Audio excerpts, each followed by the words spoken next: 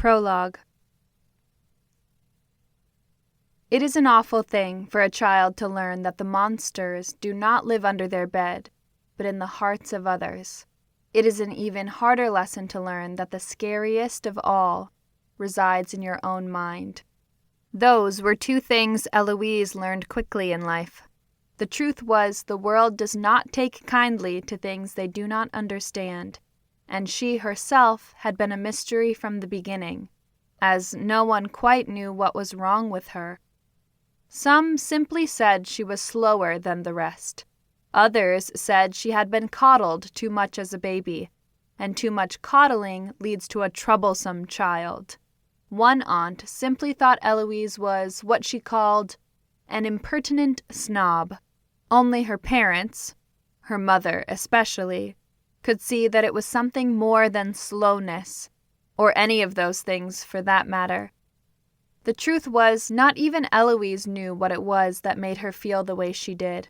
All she knew was that she was overwhelmed by it, overwhelmed with an anxiety she felt deep into her very bones, down into the very heart of who she was.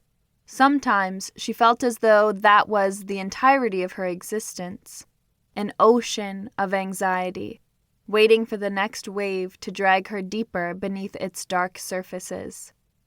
The ocean was her mind, and she was drowning in it.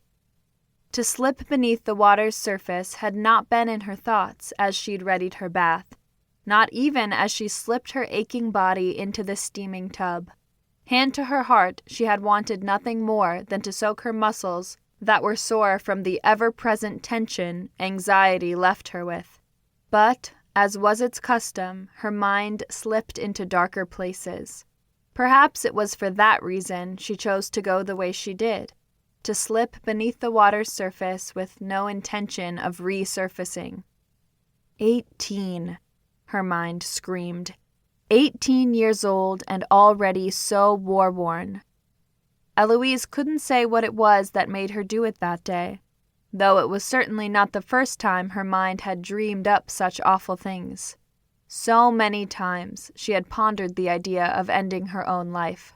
So often, when the pain was high, when the voices telling her she would never be enough raised their ugly heads, the thoughts would come, and she would wonder, would it be easy?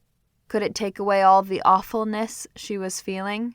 She felt those thoughts poke at her weak mind, and the temptation they brought was near impossible to beat.